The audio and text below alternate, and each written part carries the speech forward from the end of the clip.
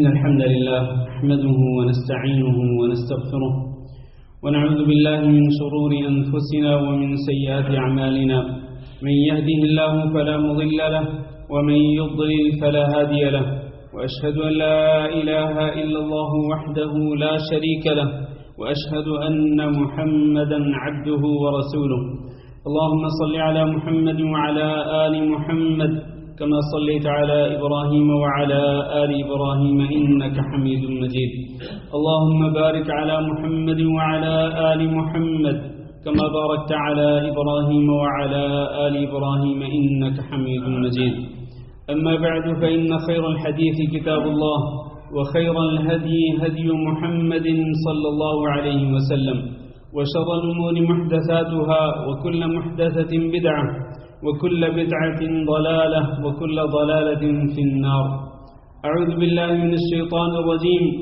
يا أيها الذين آمنوا اتقوا الله حق تقاته ولا تموتن إلا وأنتم مسلمون يا أيها الناس اتقوا ربكم الذي خلقكم من نفس واحدة وخلق منها زوجها وبث منهما رجالا كثيرا ونساء واتقوا الله الذي تساءلون به والأرحام إن الله كان عليكم رقيبا يا أيها الذين آمنوا اتقوا الله وقولوا قولا سديدا يصلح لكم أعمالكم ويغفر لكم ذنوبكم ومن يطع الله ورسوله فقد فاز فوزا عظيما قابل صد احترام بزرگوں دوستوں اور بھائیوں،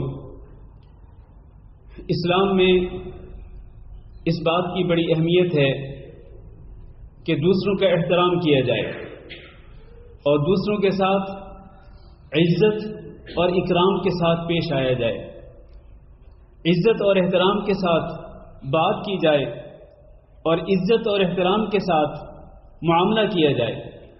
جس کے ساتھ بھی معاملہ کرنا ہو اس کے عزت و احترام کو ملحوظ خاطر رکھتے ہوئے اس کے ساتھ معاملہ کیا جائے۔ چنانچہ اللہ رب العزت نے حکم دیا ہے کہ وَقُولُوا لِلنَّاسِ حُسْنًا، لوگوں سے بات کرو تو بڑے اچھے طریقے سے بات کرو، اور اس میں سارے کے سارے لوگ شامل ہیں، اس میں مسلمان بھی شامل ہیں اور غیر مسلم بھی شامل ہیں۔ جب بھی کسی سے بات کرو تو احترام کے ساتھ بات کرو، اگلے بندے کا احترام کرتے ہوئے اس کی عزت کو ملحوظ خاطر رکھتے ہوئے آپ اس سے اچھے انداز سے بات کریں۔ یہ احترام کے تقاضوں میں سے ایک تقاضا ہے کہ گفتگو بڑے اچھے طریقے کے ساتھ کریں۔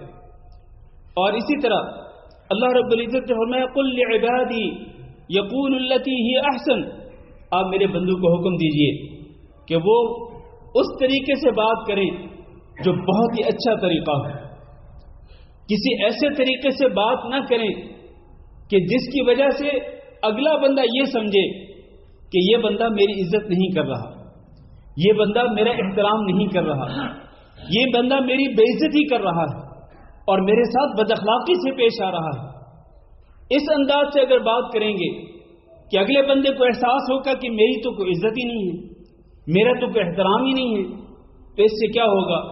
اس سے شیطان بات کرنے والے انسان اور جس سے وہ بات کر رہا ہے ان دونوں کے دلوں کے اندر نفرت پیدا کر دے گا، کدورتیں پیدا کر دے گا، اور پھر دلوں کے اندر نفرتیں اور کدورتیں پیدا ہو جائیں گی، دوریاں پیدا ہو جائیں گی۔ تو سب سے پہلے چونکہ بات کرنا ہے، کلام کرنا ہے، اس کا بھی اللہ رب العزت نے طریقہ سکھلا دیا کہ بڑے اچھے طریقے کے ساتھ آپ گفتگو کریں کہ جس کے ساتھ اگلے بندے کے جذبات کو ٹھیس نہ پہنچے اور اس کا احترام جو ہے وہ ملحوظ خاطر رہے۔ نبی کریم صلی اللہ علیہ وسلم نے ارشاد فرمایا ان من خیارکم احاسنکم اخلاقا، تم میں بہترین لوگ وہ ہیں جن کے اخلاق بہت اچھے ہوتے ہیں۔ تو اچھے اخلاق کے ساتھ گفتگو کرنا، اچھے اخلاق کے ساتھ لوگوں کے ساتھ معاملہ کرنا، عزت و اکرام کے ساتھ ان سے پیش آنا، یہ وہ چیز ہے کہ جو ہمارے دینی اسلام کے اندر موجود ہے اور اس کی اہمیت۔ اور سب سے پہلے میرے بھائیوں، کس کا احترام کرنا چاہیے؟ سب سے پہلے کون مستحق ہے کہ اس کا احترام کیا جائے اور اس کے وقار کو ملحوظ خاطر رکھا جائے؟ سب سے پہلے نمبر پر جو اس کا مستحق ہے وہ ہمارا خالق اور ہمارا مالک، ہمارا رازق، ہمارا مربی اور ہمارا محسن، کہ جس کی نعمتیں ہمارے اوپر اتنی ہیں کہ ہم اس کی نعمتوں کو، اس کے احسانات کو شمار کرنا چاہیں تو نہیں کر سکتے۔ لہذا اس اللہ رب العزت کا احترام ہمیشہ ملحوظ خاطر رکھنا چاہیے، اس کا وقار، اس کا احترام، یہ بہت ہی ضروری ہے۔ اللہ تعالیٰ نے قرآن مجید میں ارشاد فرمایا ما لکم لا ترجون للہ وقارا، تمہیں کیا ہو گیا ہے کہ تم اللہ رب العزت کے وقار کا خیال نہیں رکھتے ہو، اللہ کی عظمت کا اور اللہ کی تعظیم کا خیال نہیں رکھتے ہو۔ اور اس میں اصل میں خطاب ہے مکہ کے کفار کے لیے کہ مکہ کے کافروں، تم اپنے بتوں کی تو تعظیم کرتے ہو، اپنے بتوں کا تو بہت وقار اور ان کا احترام ملحوظ خاطر رکھتے ہو، لیکن اللہ جو کہ تمہارا خالق اور مالک ہے، رزاق ہے، مربی اور محسن ہے، تو اس کے وقار کا کیوں خیال نہیں رکھتے ہو؟ اور پھر آگے اللہ رب العزت نے اپنا تعارف فرمایا، تعارف کروایا لوگوں کو، ما لکم لا ترجون للہ وقارا وقد خلقکم اطوارا، اللہ تو وہ ہے کہ جس نے تمہیں مختلف حالتوں کے اندر پیدا کیا۔ الم تروا کیف خلق اللہ سبع سماوات طباقا، دیکھتے نہیں ہو کہ اللہ رب العزت نے یہ ساتوں آسمان تہ در تہ پیدا کر دیے۔ وجعل القمر فیہن نورا، اور اللہ رب العزت نے ان آسمانوں کے اندر چاند کو چمکنے والا، دمکنے والا بنا دیا، روشنی پھیلانے والا بنا دیا، نور پھیلانے والا بنا دیا۔ وجعل الشمس سراجا، اور سورج کو اللہ رب العزت نے بہت بڑا چراغ بنا دیا کہ جس کے ذریعے پوری دنیا کے اندر روشنی پھیلتی ہے۔ واللہ جعل لکم الارض بساطا، وہ اللہ وہ ہے جس نے زمین کو تمہارے لیے بچھونا بنا دیا۔ لتسلکوا منها سبلا فجاجا، تاکہ تم اس زمین کے اندر جو دور دور کے راستے ہیں، مختلف راستے ان پہ چل کے تم اپنی منزل مقصود پہ پہنچو، بچھونا بنا دیا زمین کو تمہارے لیے۔ تو یہ اللہ جس نے یہ آسمان پیدا کیے، جس نے یہ زمین پیدا کیے، یہ جس نے چاند اور سورج کو پیدا کیا، اس اللہ کا تم وقار کیوں نہیں کرتے ہو؟ اس اللہ کا احترام اور اس کی تعظیم تم ہمیشہ ملحوظ خاطر کیوں نہیں رکھتے ہو؟ اور معلوم ہونا چاہیے میرے بھائیوں، اللہ کے احترام اور اللہ کا جو وقار ہے وہ صرف زبانی کلامی نہیں ہے۔ اللہ کے وقار کا تقاضا یہ ہے، اللہ کے احترام کا تقاضا یہ ہے کہ ہم اپنی اس جبین کو اگر جھکائیں تو کس کے سامنے؟ صرف اللہ رب العزت کے سامنے جھکائیں، ہم اسی سے امیدیں وابستہ کریں، اسی کا خوف اپنے دل میں بسائیں، اسی کو اپنا داتا اور اپنا غوث سمجھیں، اسی کو اپنا بگڑی بنانے والا سمجھیں، اپنا دستگیر سمجھیں کہ سارے کے سارے اختیارات کا مالک وہی ہے، اس کے سوا کوئی کسی اختیار کا مالک نہیں۔ تو یہ اس کے وقار کا تقاضا ہے کہ ہم صرف اور صرف اسی کی عبادت کریں اور اس کی عبادت میں کسی کو شریک نہ بنائیں۔ اور پھر اسی طرح سے اللہ کے وقار اور اللہ کے احترام کے ساتھ ساتھ اللہ کے رسول صلی اللہ علیہ وسلم کا وقار اور آپ کی تعظیم، آپ کا احترام کرنا، اس کو بھی ہمیشہ ملحوظ خاطر رکھنا چاہیے۔ ہمیشہ آپ صلی اللہ علیہ وسلم کا ذکر خیر کس انداز سے کیا جائے؟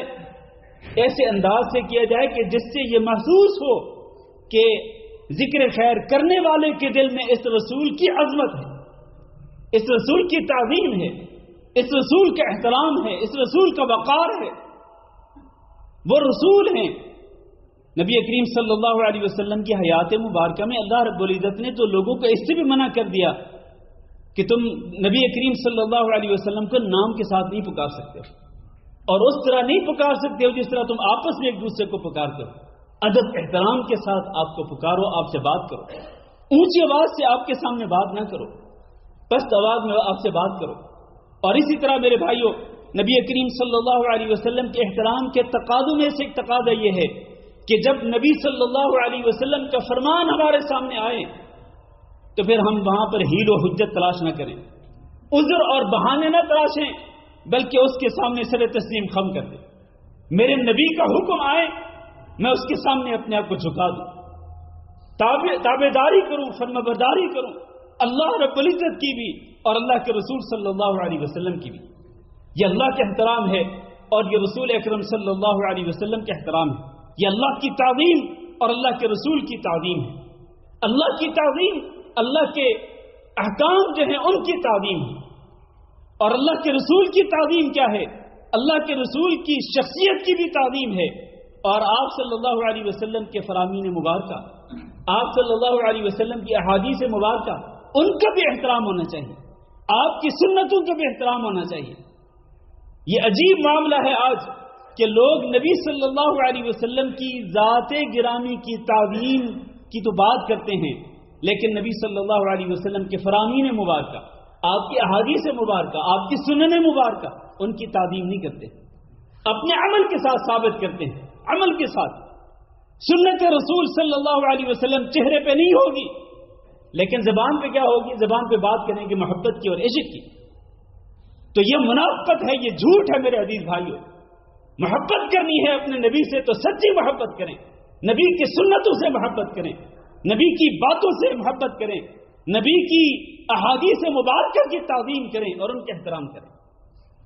یہ احترام کے تقاضوں میں سے ایک تقاضا ہے، اور اسی طرح سے اللہ کے دین کی تعظیم کرنا، اور اسی طرح سے پھر احترام کی صورتوں میں سے ایک صورت یہ بھی ہے کہ جب آپ کے سامنے کوئی شخص آئے تو آپ سے بات کرے، ہو سکتا ہے وہ کوئی غلط بات کرے، اس کی غلط بات پہ بھی آپ اس کے احترام کریں، آپ اس کو احترام کے ساتھ سمجھائیں۔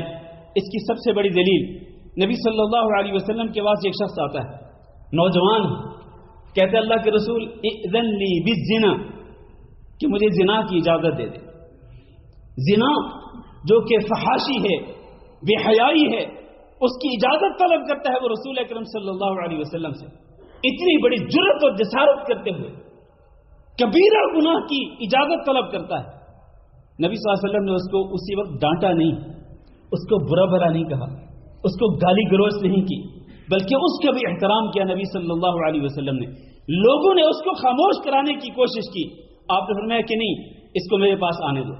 آپ نے اس کو اپنے قریب کیا، اپنے سامنے بٹھایا، اور پھر آپ صلی اللہ علیہ وسلم نے بڑے پیار و محبت سے اس کو سمجھایا۔ آپ نے پوچھا کہ کیا تم زنا اپنی ماں کے لیے پسند کرو گے؟ کہا میں تو نہیں کرتا، اور نہ ہی لوگ اپنی ماؤں کے ساتھ زنا کو پسند کرتے ہیں۔ تو نبی صلی اللہ علیہ وسلم نے فرمایا کہ تم اپنی ماں کے لیے زنا کو پسند نہیں کرتے ہو تو لوگ بھی اپنی ماؤں کے لیے زنا کو پسند نہیں کرتے ہیں۔ پھر آپ نے پوچھا اپنی بیٹی کے لیے زنا کو پسند کرتے ہو؟ کہا نہیں کرتا۔ آپ نے فرمایا کہ اسی طرح لوگ بھی اپنی بیٹیوں کے لیے زنا پسند نہیں کرتے ہیں۔ کیا تم اپنی بہن کے لیے زنا پسند کرتے ہو؟ کہا نہیں کرتا۔ آپ نے فرمایا لوگ بھی اپنی بہنوں کے لیے زنا پسند نہیں کرتے ہیں۔ کیا تم اپنی خالہ کے لیے زنا پسند کرتے ہو؟ کہا نہیں کرتا۔ فرمایا لوگ بھی اپنی خالہوں کے لیے زنا کو پسند نہیں کرتے۔ سارے رشتے گنوائے نبی صلی اللہ علیہ وسلم نے، اس سے اقرار کروایا کہ جس طرح تم اپنی ان عزیز رشتہ داروں کے لیے، اپنی عزیز بیٹیوں کے لیے، بہنوں کے لیے، ماؤں کے لیے، خالاؤں کے لیے، پھوپھیوں کے لیے اگر تم زنا کو پسند نہیں کرتے ہو تو لوگ بھی اسی طرح اپنی عزیزات، اپنی ماؤں، بہنوں، بیٹیوں کے لیے زنا کو پسند نہیں کرتے۔ تو اس کی یہ مسئلہ سمجھا دیا نبی صلی اللہ علیہ وسلم نے۔ پھر آپ صلی اللہ علیہ وسلم نے یہاں پر اکتفا نہیں کیا، آپ نے اس کے دل پہ ہاتھ رکھا، فرمایا اللہم اغفر لہ ذنبہ وطہر قلبہ وحسن فرجہ، اللہ اس کے گناہ کو معاف کر دے، اللہ اس کے دل کو پاک کر دے، اللہ اس کو پاک دامن بنا دے۔ اس کے بعد جب نبی صلی اللہ علیہ وسلم سے اس نوجوان نے مسئلہ سمجھ لیا، نبی صلی اللہ علیہ وسلم نے پیار و محبت کے ساتھ اس کے لیے دعا بھی کر دی۔ حدیث میں آتا ہے کہ اس کے بعد وہ کبھی بھی زنا کی طرف وہ التفات بھی نہیں کرتا تھا، یعنی مڑ کے بھی نہیں دیکھتا تھا، اس کی طرف اس کا دھیان بھی نہیں جاتا تھا کہ میں زنا کی طرف جاؤں۔ یہ ہوتا ہے احترام، یہ ہوتا ہے وقار، کہ لوگوں کے ساتھ آپ پیش آئیں تو عزت و احترام کے ساتھ پیش آئیں، حتیٰ کہ وہ لوگ جو آپ کے سامنے کسی بڑی غلطی کے ارتکاب کر رہے ہوں پھر بھی آپ ان کو پیار و محبت کے ساتھ سمجھائیں۔ یہ احترام کے تقاضوں میں سے ایک تقاضا ہے۔ اسی طرح سے میرے بھائیوں، احترام کی ایک صورت یہ بھی ہے کہ جب آپ لوگوں سے گفتگو کریں تو آپ ان کے عقل اور فہم کو سامنے رکھتے ہوئے اسی حساب سے آپ ان سے گفتگو کریں۔ کیوں؟ اس لیے کہ سارے کے سارے لوگ ایک جیسے نہیں ہوتے، کئی لوگ بہت سمجھدار ہوتے ہیں، کئی لوگ سمجھدار نہیں ہوتے، لہذا آپ ہر انسان کو اس کے عقل اور فہم کی جو صلاحیت ہے اس کی صلاحیت کو سامنے رکھتے ہوئے آپ اسی حساب سے بات کریں کہ جس سے وہ بات کو سمجھ سکے. ایسے انداز سے بات کریں اور وہ بات کریں جو اس کے لیے قابل فہم ہو، سمجھنے کے قابل ہو. حضرت علی رضی اللہ تعالیٰ عنہ یہ کہا کرتے تھے حدث الناس بما يعرفون اتحبون ان يكذب الله ورسوله، تم لوگوں سے بات کیا کرو معروف طریقے کے ساتھ، اچھے طریقے کے ساتھ لوگوں سے بات کیا کرو. ایسے نہیں کہ تم اگر اس انداز سے بات کرو گے جو لوگوں کے ہاں معروف نہ ہو، ایسی بات کرو گے جس کو لوگ نہ جانتے ہوں، تو ہو سکتا ہے تم اللہ اور اللہ کے رسول کی بات کرو لیکن تمہارا انداز اتنا غلط ہو کہ لوگ اللہ اور اللہ کے رسول کی بات کو بھی جھٹلا دیں تمہارے انداز کی وجہ سے. تو اس لیے انداز بھی بہترین ہونا چاہیے. حتیٰ کہ اگر کفار کو دعوت دے رہے ہوں تو اللہ نے وہاں پر حکم دیا ہے کہ ادعو الی سبیل ربک بالحکمہ والموعظۃ الحسنہ وجادلہم باللتی ہی احسن. آپ لوگوں کو اپنے رب کے دین کی طرف دعوت دو حکمت کے ساتھ، اچھی نصیحت کے ساتھ، اور اگر بحث و تکرار بھی کرنا پڑے تو بہترین طریقے کے ساتھ بحث و تکرار کرو. یہ نہیں کہ لڑائی جھگڑے پہ اتر آؤ، نہیں، بڑے اچھے طریقے کے ساتھ ان سے مباحثہ کرو بحث و تکرار کے ساتھ. آپ نے اگر دعوت دینی ہو تو اس چیز کا خیال رکھیں. اسی طرح اگر آپ کے سامنے مریض ہو، کوئی کمزور ہو، اس کا بھی احترام کرنا چاہیے. معذور لوگ ہوں، آپ کے سامنے کئی دفعہ معذور لوگ آ جاتے ہیں، کوئی اپنے ہاتھوں سے معذور ہے، کوئی اپنے پیروں سے معذور ہے، کوئی اپنی زبان سے معذور ہے، کوئی اپنے کانوں سے معذور ہے. اس قسم کے جو معذور لوگ ہوتے ہیں، کمزور قسم کے جو لوگ ہوتے ہیں، ان کا بھی احترام کریں، ان کا مذاق نہ اڑائیں. بلکہ نبی صلی اللہ علیہ وسلم نے فرمایا کہ جب کسی معذور انسان کو دیکھو تو تم اپنے دل میں اللہ کا شکر ادا کرو کہ اللہ مجھے تو نے اس آزمائش میں مبتلا نہیں کیا جس آزمائش کے اندر تو نے اس بندے کو مبتلا کیا ہے. اپنے اللہ کا شکر ادا کرو کہ اللہ نے تمہیں عافیت دی ہے، اللہ نے تمہیں لوگوں کی طرح معذور نہیں بنایا. اور ان معذوروں کے ساتھ جب گفتگو کرنی ہو، ان کے ساتھ کوئی معاملہ کرنا ہو، کوئی ڈیل کرنی ہو، تو بڑے عزت و احترام کے ساتھ ان سے پیش آؤ. یہ بھی نبی صلی اللہ علیہ وسلم کے احکامات میں شامل ہے. اسی طرح احترام کی ایک شکل یہ بھی ہے کہ جب آپ کسی جگہ پہ جاتے ہیں، اپنے گاؤں یا اپنے شہر کے علاوہ کسی اور گاؤں کسی اور شہر میں جاتے ہیں، وہاں لوگوں کی کچھ عادات ہوتی ہیں، تو لوگوں کی عادات کا بھی خیال رکھو، لوگوں کی عادات کا بھی احترام کرو. یہ نہیں کہ وہاں اپنی عادات اور اپنی باتیں دھوس اور زبردستی منوانا چاہو. نہیں، آپ ان لوگوں کی روایات اور ان کی عادات کا احترام کرتے ہوئے ان کے ساتھ پیش آؤ جب تک کہ وہ عادات شریعت کے خلاف نہ ہوں. ہاں اگر وہ عادات شریعت کے خلاف ہیں پھر ان کی عادات کا کوئی احترام نہیں ہے. اسی طرح میرے عزیز بھائیوں، احترام کی ایک شکل یہ بھی ہے کہ اللہ کے بندوں میں سے سب سے پہلے اپنے والدین کا احترام کرو. والدین کا احترام وہ کیسے ہے، اللہ نے اس کی بھی تعلیم دے دی. فلا تقل لهما اف ولا تنهرهما وقل لهما قولا كريما. والدین کے سامنے اف تک نہ کہو اور انہیں مت جھڑکو، مت ڈانٹ ڈپٹ کرو. اپنے والدین کی ڈانٹ ڈپٹ کے انداز میں ان سے بات نہ کرو، لیکن وقل لهما قولا كريما، بڑے باعزت طریقے کے ساتھ، باوقار انداز کے ساتھ آپ ان سے بات کرو، نرم بات کرو، ان سے نرم گفتگو کرو. وَاخْفِضْ لَهُمَا جَنَاحَ الذُّلِّ مِنَ الرَّحْمَةِ، ان کے سامنے اپنے آپ کو جھکا دو. والدین کے ساتھ سامنے اکڑ جانا اور والدین کی بے کرنا، ان کے احترام کو ملحوظ خاطر نہ رکھنا، ان کی ڈانٹ ڈپٹ کرنا، یہ احترام کے تقاضوں کے خلاف ہے. تو سب سے پہلے اللہ کے بندوں کے اندر والدین کا احترام کرنا ضروری ہے اور اس کے تقاضوں کو پورا کرنا ضروری ہے. حضرت ابو ہریرہ رضی اللہ تعالیٰ عنہ نے ایک شخص سے پوچھا تھا کہ کیا تمہارا والد زندہ ہے؟ کہا بالکل زندہ ہے. تو ابو ہریرہ رضی اللہ تعالیٰ نے 3 باتوں کی وصیت کی اس بندے کو. کہا کہ لا تسمیہ باسمہ، کبھی اپنے باپ کو اس کے نام کے ساتھ نہ پکارنا. نام کے ساتھ پکارنا اپنے باپ کو اس کی بے ادبی ہے، گستاخی ہے.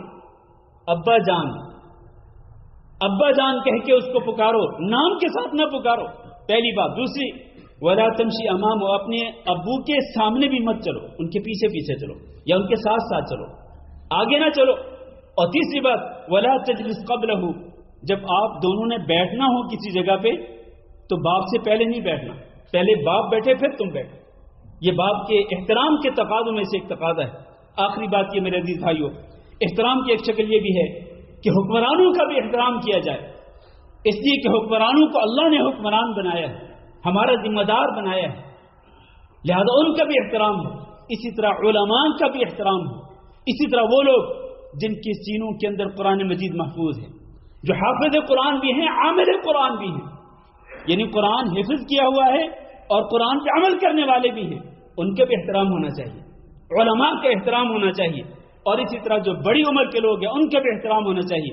رسول اکرم صلی اللہ علیہ وسلم کے ارشاد گرامی ہے، ان من اجلال اللہ تعالی اکرام ذی الشیبۃ المسلم. اللہ رب العزت کا جو اکرام ہے، اللہ رب العزت کا جو احترام ہے، اس میں سے ہی ایک بوڑھے مسلمان کا احترام کرنا بھی شامل ہے. یعنی کہ گویا کہ بوڑھے مسلمان کا احترام در حقیقت وہ اللہ رب العزت کا احترام ہے. اسی طرح حکمرانوں کا احترام وہ بھی اللہ رب العزت کا حکمران ہے. اور اسی طرح سے جو حامل قرآن ہے، یعنی قرآن مجید کا حافظ ہے، قرآن مجید کا عمل کرنے والا ہے، اس کا احترام بھی اللہ کے احترام میں شامل ہے. تو میرے بھائیوں، یہ جو احترام ہے جس کی مختلف صورتیں میں نے آپ کے سامنے بیان کی ہیں، اس کا ہمیشہ خیال رکھنا چاہیے. وقار، احترام، عزت، اکرام لوگوں کے ساتھ پیش آئیں تو ان تقاضوں کے ساتھ، ان چیزوں کے ساتھ لوگوں کے ساتھ پیش آئیں. اللہ تعالیٰ سے دعا ہے کہ اللہ ہم سب کو اپنے اور اپنے رسول کی ان تعلیمات پہ عمل کرنے کی توفیق دے. استغفر اللہ لی ولکم ولسائر المسلمین فاستغفروہ انہ هو الغفور الرحیم.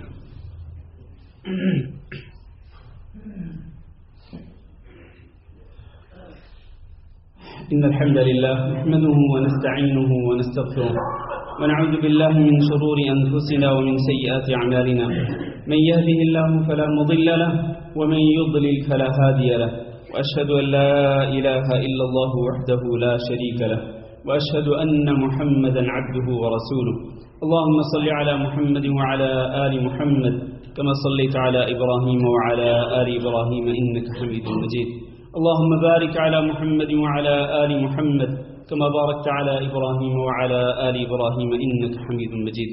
أما بعد، میرے عزیز بھائیو اور دوستو، دوسروں کا احترام کرنا، ان کی توقیر اور تعظیم کرنا اور ان کے احترام کو ہمیشہ ملحوظ خاطر رکھنا، اس کی اہمیت کا اندازہ آپ اس بات سے لگا سکتے ہیں کہ اللہ رب العزت نے ایک ہی آیت کے اندر اپنی عبادت کا بھی حکم دیا اور والدین کے ساتھ احسان کرنے کا بھی حکم دیا اور لوگوں کے ساتھ اچھے انداز سے بات کرنے کا حکم دیا، نماز قائم کرنے کا حکم دیا، زکوٰۃ ادا کرنے کا حکم دیا.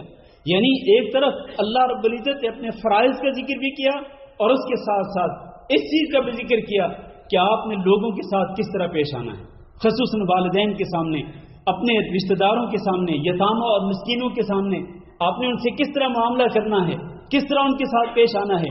تو اللہ نے اپنے فرائض کا بھی ذکر کیا اور یہ جو اخلاقیات ہیں، اللہ تعالیٰ نے اخلاقیات کی تعلیم بھی اسی آیت کے اندر دے دی.